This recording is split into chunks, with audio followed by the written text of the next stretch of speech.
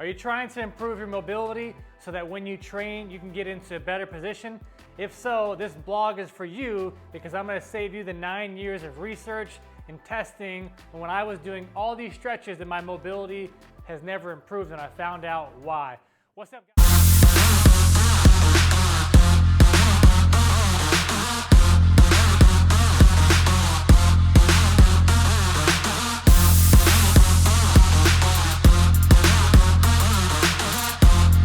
What's up, guys? It's Kevin Andres, owner of K-Squared Fitness, and today I'm going to walk you through some of the best techniques to improve your mobility.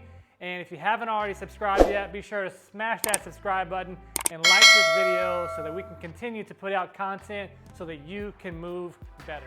If you're anything like me, you played every sport under the sun and really didn't do a lot of stretching. And I didn't start getting into mobility and stretching until I got exposed to CrossFit in about 2012. Things like doing front squats, they always hurt my wrist. I could never get the bar to get into a good front rack position. I was always here. Everybody tells you put your elbows up. That didn't work for me. I was always taught to do back squats with my feet close together, never opening up my hips and get my knees below my hips. Overhead squats, no chance. My shoulders were so stiff. I had no clue how to get into position, and just doing more of them is not what we recommend doing because you're training a bad position. It's mobility is what matters. Pistol squats, every time I tried to do a pistol squat, I'd go down and fall backwards because I didn't have the ankle range of motion. And now I'm able to do pistol squats and really have made a lot of improvement in mobility. Handstand stuff, killed my shoulders, hurt my wrist. You get the idea. I've gone through probably all the same pains that you have, and now I've come up with a strategy on how to get better and improve your mobility so that you can get into those good positions. Now, there's a difference in actually learning how to master proper form and watching video tutorials than not having the adequate mobility and being able to get into position. So what does mobility mean? Mobility is basically, the best way to look at it is if you have better positioning, the more mechanical advantage you're gonna have. If you're doing front squats, for an example, and you can't get into position and you're super rounded, you're not gonna be nearly as good as if you were to be able, if I grabbed on here and had a really upright torso.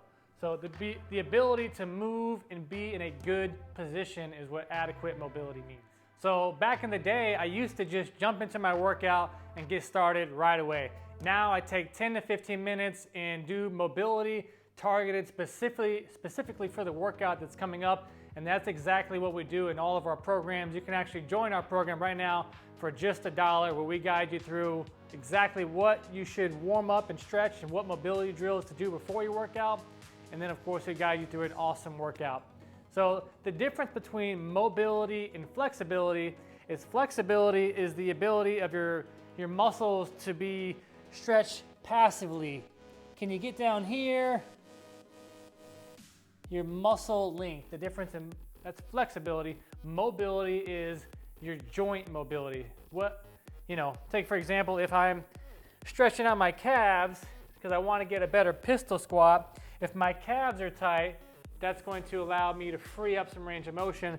But if I truly have a joint issue and I'm not able to get here, so a banded ankle distraction, for example, would be great because this allows you to pull the joint back, essentially much like a physical therapist would.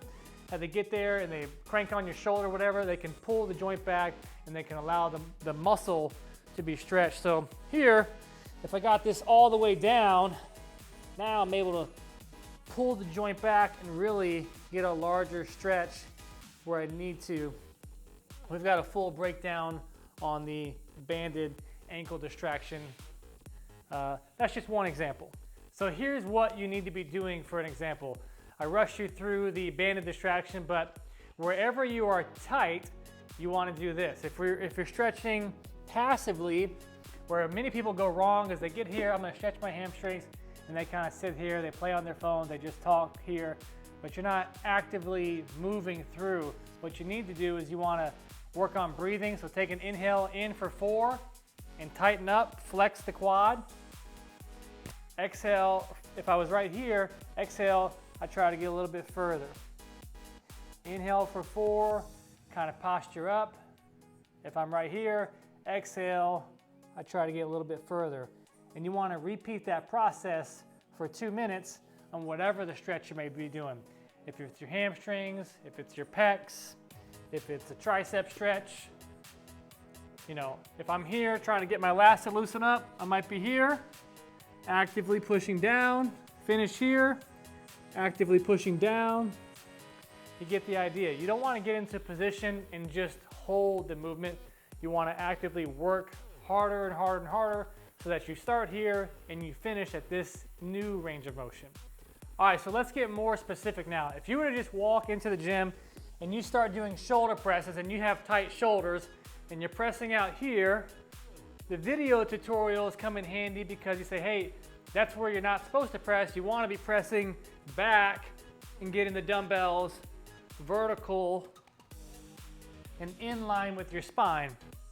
Now here's what most people don't do. If you're not able to get into that position, you did the stretch where you got deeper and deeper for 2 minutes.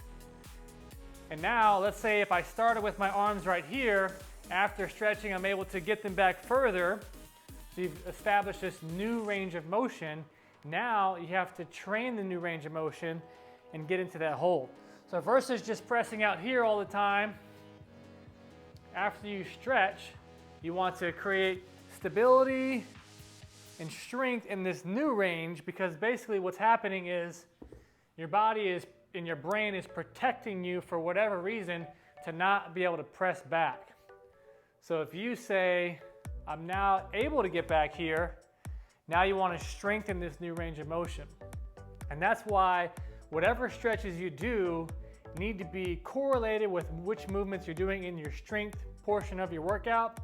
And the same goes as after your workout. If you are doing a leg-driven workout and squats and all that, you need to do everything you can to free up your range of motion that's going to allow you to get into this deep squat position, so that when you start doing your squats, you're retraining that pattern. Like right now, I'm only able to get as deep as this, but after I did mobility work and freed up my ankles, I could get this low.